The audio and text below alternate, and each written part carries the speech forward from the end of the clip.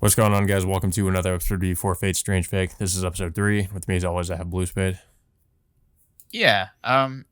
Well, a lot, I mean, the episode has a good amount of action, but there's like one twist that gets revealed by the end of the episode. There was a big twist at the end of the episode, in which let's just say it's like like this Holy Grail War is somewhat going to be similar to Apocrypha of sorts, because we find out that this so the servants that have already been summoned at this point turned out that they aren't like the servants meant for this Holy Grail War. Rather, supposedly, according to Waver, that they're catalyst to summon 7 more servants for the true Holy Grail War. So so we Yeah. we find out like we know Gilgamesh is the archer of this Holy Grail War, but we find out that there's a second archer um by the end of the episode. So now we're gonna have another 14 sets of heroic spirits, just like we did with Apocrypha.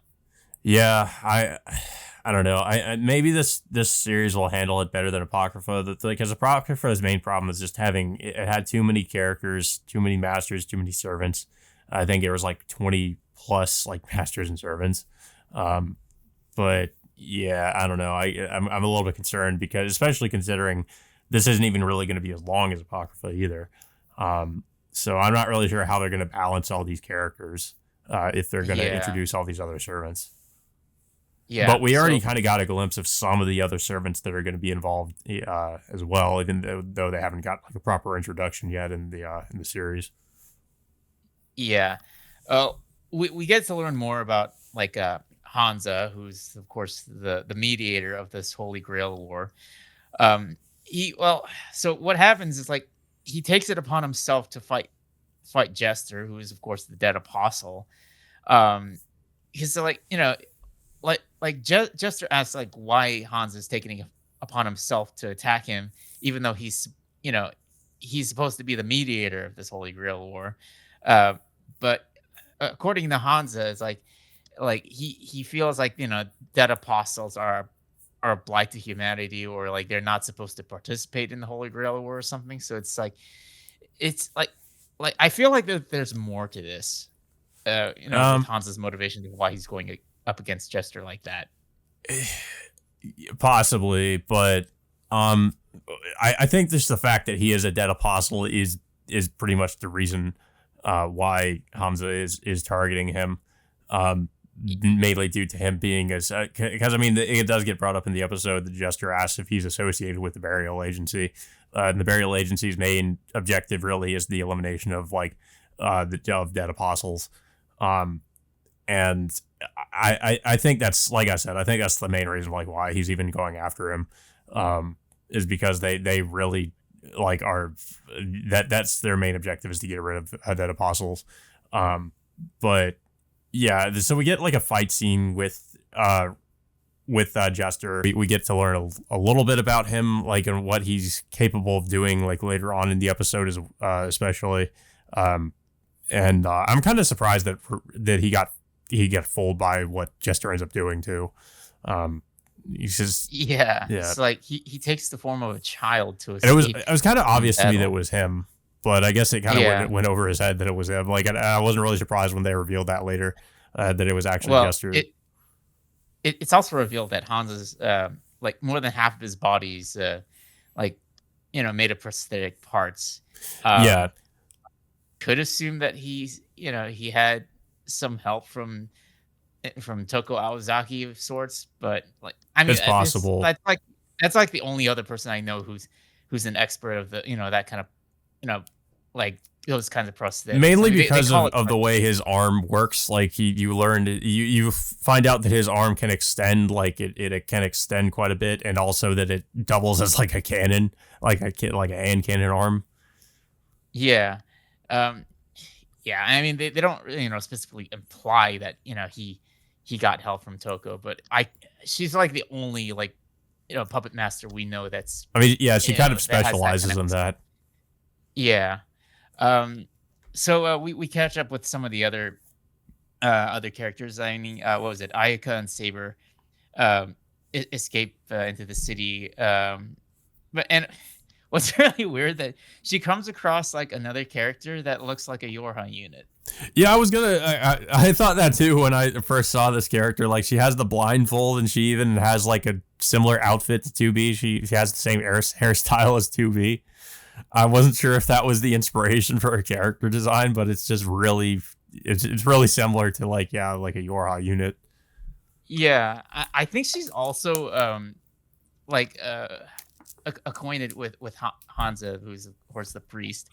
Um, I mean, obviously, like, we're gonna see more of these characters. I think there's at least like maybe at least two or three more of these like I don't know what you call these characters like Oh, like these the nuns or the like the I guess I I think you can call them nuns, yeah, but well, they're it, associated with Hansa, so I guess they're probably like nuns are associated with the church in some way. yeah. But of course, as of right now, Ayaka ends up turning this person down. So they both her and Saber end up going their own way. At the same time, we see we see Flat again having a conversation with Jack the Ripper, who takes the form of a wristwatch, and then of course uh, they somehow take a picture of Gilgamesh, and then they send that picture to Waver back in London, which ends up shocking him to learn that he's participating in the war. And of course, we see like a little flashback of what happened during the events of Fate Zero as well. Yeah. Um. Yeah, and the whole time, like, I forget what this guy's name. Like, he's having a conversation with somebody about the Grail War. Um. I think he was one of the I headmasters think so. of the clock tower. Yeah. I remember seeing this character like during the was it the Lord El Malloy series? Like Yeah. he is one of the And we headmasters. also have Gray standing in the background too. I'm a little bit disappointed that Gray hasn't really even said anything so far. She's just kind of standing around. Yeah, like I think this is the second time she's made an appearance in the show, but she hasn't really, like you said, she hasn't even spoken a word, Yeah. in the show. So, but yeah, uh, so like according to Waver, like he mentions that that the saber summoned by Ayaka is technically the first heroic spirit that's been summoned according to him due to like um I guess due to Snowfield's magical ley line becoming active after he was summoned, suggesting that this fake Holy Grail war that's happening is in fact the cover for the real Holy Grail war that is going to happen. And now that the previous servants that were already summoned are catalysts to summon seven more servants. Six more servants now that Saber's already been summoned. Um, Well, so and chronologically in the timeline, this takes place like after the fifth Holy Grail War, though, right? So, uh, I c- I could assume or so, but it's just yeah, because I mean, I mean it couldn't take place during it, considering Gilgamesh is involved. I mean But it's also a it's funny spinoff, that so it, it's kind of like the I mean Gilgamesh like was what was it? He was around the fourth. He was still sticking around even up to the fifth, and now he gets yeah. summoned again in supposedly in this one. Um, But it's also in I don't every know. in each route in Stay Night, Gilgamesh ends up getting killed. So yeah, he would. Yeah, this is definitely would have to be sometime after the fifth Holy Grail War. Possibly, I mean, it's not that's the really only thing clear. that would make sense to me. Yeah, I mean, even if it does take place after the fifth, I mean, it's there's still like a little bit mum about like what route they it takes place Yeah, after. And yeah, because technically, like, pretty much every route is canon in some way. Um, but yeah. So well, speaking of Gilgamesh, we get another scene with him. I forget his master's name. I think her name is Tine. Tina. Yeah. Uh, So like Tina. yeah, She basically like Gilgamesh pretty much says like more or less like, why don't we just wipe out the entire city if it's like full of people who like, because I guess that it's people who are like not really like followers of Gilgamesh or something like, I forget exactly like. Yeah, I mean, he like he yeah he compares the city to his old kingdom. What was it? Uruk, I think. Yeah, Uruk. Yeah, and then he mentions like his old city back in the day had more grandeur, but of course TNA mentions like like of course as of today it's a shell of its former self. So it's not really.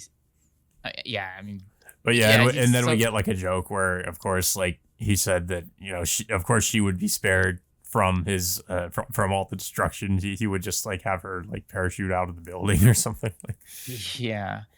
Yeah, and I think Tina gets targeted by I think like that yeah that second archer that I just mentioned earlier. That yeah, but like unfortunately, we still don't know who it is. We just see like yeah his back.